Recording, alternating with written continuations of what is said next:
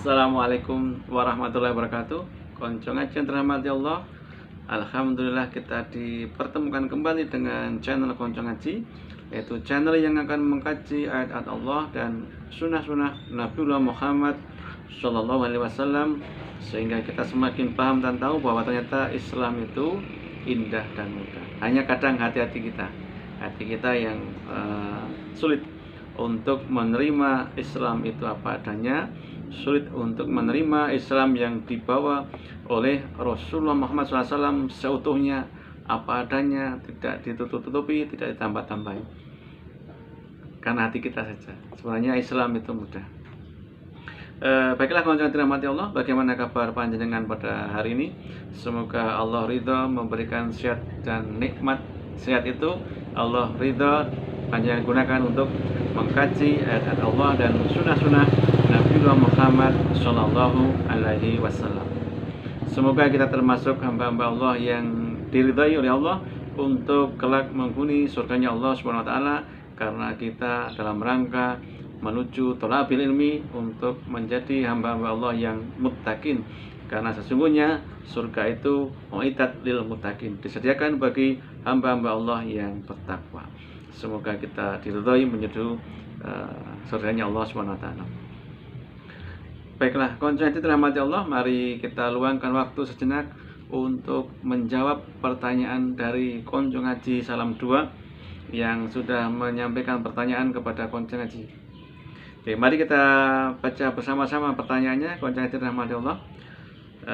Pertanyaannya begini, mari kita baca bersama-sama. Assalamualaikum warahmatullahi wabarakatuh. Ustadz, mohon diberikan solusi atau jalan keluar sesuai yang diperintahkan Allah dan dicontohkan oleh Rasulullah Muhammad Shallallahu Alaihi Wasallam, karena yang terjadi di daerah saya ketika saya sholat subuh itu imamnya membaca kunut, tetapi saya lihat kok makmumnya ada yang menengadahkan tangan seperti ini mengamini, sedangkan yang lain ada juga yang tidak. Nah, saya jadi bingung, yang sesuai dengan sunnah Nabiullah Muhammad SAW yang dicontohkan oleh Rasulullah ketika membaca doa kunut bagaimana ini? Nah, mohon dijelaskan serta dengan dalil-dalilnya sehingga saya menjadi paham dan menjadi bisa mengambil sikap cara beribadah saya yang sesuai dengan perintah Allah dan sesuai dengan contoh dari Rasulullah Muhammad Sallallahu Alaihi Wasallam. Baiklah, konco ngaji dirahmati Allah dan konco ngaji Salam 2 yang dimuliakan Allah. Mari kita kaji satu persatu pertanyaan dari konco ngaji Salam 2 yang seperti tadi, yaitu pertanyaannya, kok di masjid saya itu kalau pas sholat subuh imamnya membaca doa kunut, apakah doa kunut itu memang disunahkan oleh Rasulullah? Kemudian ada makmumnya yang mengamini begini, tapi ada juga yang tangannya tegap tidak mengamini. Nah, yang mana yang sesuai dengan sunnah Nabiullah Muhammad SAW sebagai suri teladan kita?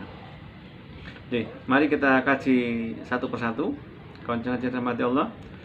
Sesungguhnya doa kunut itu ada asbabulnya, ada penyebabnya.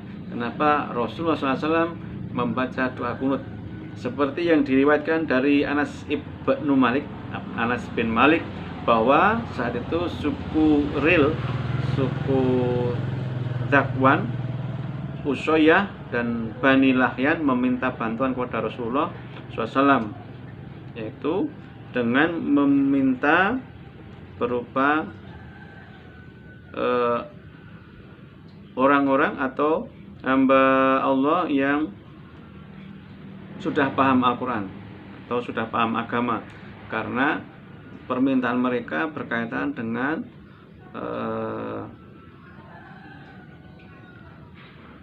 yaitu ingin masuk Islam. Suku-suku tersebut, warganya atau para penganut suku-suku tersebut ingin masuk Islam, dan mereka meminta kepada Rasulullah agar beliau mengirim ulama atau ahli agama untuk mengajarkan kaum itu berbagai ilmu agama. Itu terdiri dari Bani Sulaim yang terdiri dari kabilah Rilin, kabilah Hayyan, kabilah Zakwan dan Usayyah. Tetapi konco ngaji rahmati Allah dan konco ngaji salam dua yang dimuliakan Allah, sesampainya di tengah perjalanan Rasulullah SAW mengirim 70 hafid Al-Quran. Saya ulangi, Rasulullah SAW mendengar permintaan seperti itu, beliau mengirim 70 hafid Al-Quran. Sahabat-sahabat beliau yang terbaik saat itu dikirim 70 orang karena permintaannya adalah ada warga suku tersebut yang akan masuk Islam dan belajar berbagai ilmu agama. Maka dikirimlah para hafidz atau penghafal Al-Quran sebanyak 70 orang. Tetapi ini yang terjadi, ke-70 orang hafidz Al-Quran tersebut dibunuh di tengah perjalanan. Mendengar berita tersebut, Rasulullah SAW sangat sedih karena para hafiz tersebut dibina langsung oleh Rasulullah sekitar kurang lebih 4 tahun untuk bisa hafal Al-Quran dan paham ilmu-ilmu agama. Sebanyak 70 orang sahabat terbaik beliau yang dikirim beliau atas permintaan suku-suku yang kami sebutkan tadi di depan, karena meminta untuk dikirim orang-orang yang ahli agama dan hafiz Al-Quran, karena ada warga sukunya dan seluruh anggota sukunya akan masuk Islam, yaitu dari suku Ril, Zakwan dan Usayyah serta Bani Lahyan. Yang mendengar kabar tersebut, Rasulullah SAW sangat sedih. Kemudian beliau membaca yang namanya Qunut Nazilah. Itu yang jadi doanya adalah Rasulullah SAW di dalam qunut itu melaknat atau meminta Allah untuk mengazab para pemuka suku yang telah berdusta kepada beliau. Nah, itu tidak hanya seperti yang dilewatkan oleh Ibnu Amnas tadi, tidak hanya sekali, 2 kali atau tiap subuh, tetapi setiap sholat wajib selama 5 waktu itu Rasulullah SAW membaca doa qunut. Tidak seperti yang saat ini dijumpai kita, yaitu hanya sholat subuh. Tapi setiap kali sholat fardu, beliau Rasulullah SAW membaca doa qunut, yang isinya adalah Rasulullah SAW meminta untuk mengazab orang-orang atau kepala-kepala suku yang telah membunuh 70 sahabat terbaik beliau, yaitu para hafidz Al-Quran.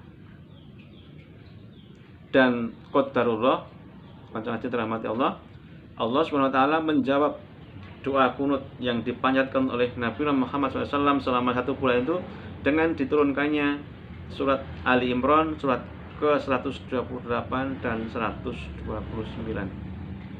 Mari kita buka bagaimana jawaban Allah atas doa qunut nazilah yang dipanjatkan oleh Rasulullah SAW selama 30 hari atau sebulan penuh. Sudah ketemu ya panjang rahmat Allah, yaitu surat Ali Imran, surat ketiga, ayatnya 128 dan 129. Mari kita baca bersama-sama.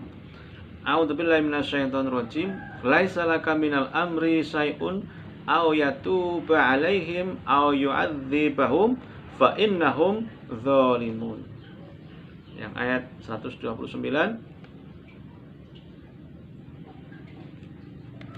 Nah, kita baca dulu ayat yang surat Ali Imran 129. Kita buka dulu mushaf kita. Ali Imran ayat 129. Sudah ketemu ya kanjeng rahmat Allah? Sebentar, kita buka dulu surat Ali Imran, surat ketiga, ayatnya 129. Walillahi ma fis samawati wa ma fil ard yaghfiru liman yasha'u wa yu'adzibu man yasha' wallahu ghafurur rahim. Yang artinya kanjeng yang dirahmati Allah, dan konco ngaji salam dua yang dimuliakan Allah. Laisa laka minal amri syai'aw wa aw yatuba alaihim. Ini bukan menjadi urusanmu ya Muhammad, apakah Allah akan menerima tobat mereka atau mengazabnya. Aw yu'adzibahum. Laisa laka minal amri syai'un aw yatuba alaihim aw yu'adzibahum fa innahum dzalimun. Karena sesungguhnya mereka adalah orang-orang zalim. Jadi Allah menjawab doa kunut nazilah Rasulullah SAW yang dipanjatkan selama 1 bulan, selama 5 sholat fardu berturut-turut. Jawabannya adalah di surat Ali Imran surat ketiga ayat 128 dan 129. Ini bukan menjadi urusanmu ya Muhammad, apakah Allah akan menerima tobat mereka atau mengazabnya, karena sesungguhnya mereka orang-orang yang zalim. Ayat 129, dan milik Allah lah apa yang ada di langit dan apa yang ada di bumi. Dia mengampuni siapa yang Dia Allah kehendaki dan mengazab siapa yang Dia Allah kehendaki. Dan Allah Maha Pengampun, Maha Penyayang. Nah, yang harus dicermati seperti yang diriwayatkan dari Ibnu Anas tadi, Anas Ibnu Malik tadi, hadis yang diriwayatkan dari Anas Ibnu Malik tadi, bahwa setelah Rasulullah SAW mendapatkan jawaban melalui ayat 128 dan 129 surat Ali Imran ini, setelah itu Rasulullah SAW berhenti membaca doa kunut, baik di surat subuh, surat duhur, surat asar, maghrib, isya. Berhenti total, tidak membaca lagi doa kunut sampai beliau wafat. Oke, saya ulangi lagi ya. Berdasarkan hadis dari riwayat Anas bin Malik, setelah Rasulullah SAW mendapat jawaban dari Allah melalui surat An-Nisa ayat ke-128 dan ayat 129, Rasulullah SAW tidak lagi membaca doa kunut baik surat subuh, duhur, asar, maghrib, isya sampai beliau wafat. Saya ulangi sekali lagi, bahwa sesuai dengan menurut riwayat dari Anas Ibnu Malik, Rasulullah SAW setelah mendapatkan jawaban dari Allah tentang doa beliau untuk mengazab kepala-kepala suku yang telah membunuh 70 hafidz Al-Quran yang dikirim beliau untuk mengajarkan agama Islam dan Al-Quran, beliau Rasulullah SAW tidak lagi membaca doa kunut sampai beliau wafat, setelah beliau mendapat jawaban melalui surat An-Nisa, surat Ali Imran, yaitu surat ketiga ayatnya 128 dan 129. Saya ulangi, setelah beliau Rasulullah SAW mendapat jawaban dari Allah SWT melalui surat Ali Imran surat ketiga ayatnya 128 dan 129 tentang doa beliau untuk menyegerakan azab kepada kepala suku yang membunuh hafidz Al-Quran sebanyak 70 sahabat terbaik beliau, Rasulullah SAW tidak lagi membaca doa kunut baik di sholat subuh, sholat duhur, sholat asar, sholat maghrib atau isya sampai beliau wafat. Ya, itu jawabannya. Konco ngaji terahmati Allah dan konco ngaji salam dua yang terahmati Allah.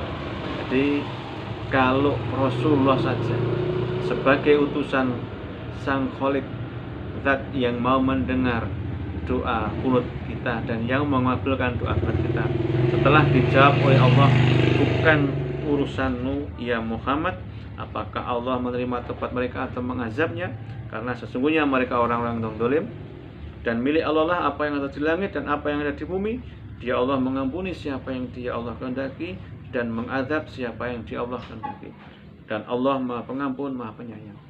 Rasulullah SAW sebagai Rasul dari Allah tidak lagi membaca doa kunut, apalagi kita sebagai umatnya Rasulullah Muhammad SAW yang seharusnya mencontoh dari cara beribadah beliau.